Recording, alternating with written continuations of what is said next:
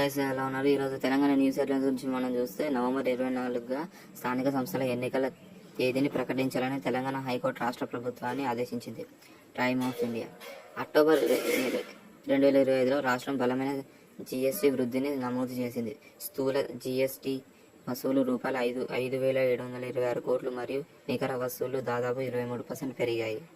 ప్రభుత్వం నుండి పెండింగ్ ఉన్న ఫీజు రీయింబర్స్మెంట్ బకాయిలపై తెలంగాణ అంతటా ప్రైవేటు ప్రొఫెషనల్ కళాశాలలు నిరవధిక నమోను ప్రారంభించాయి. చాలా కాలంగా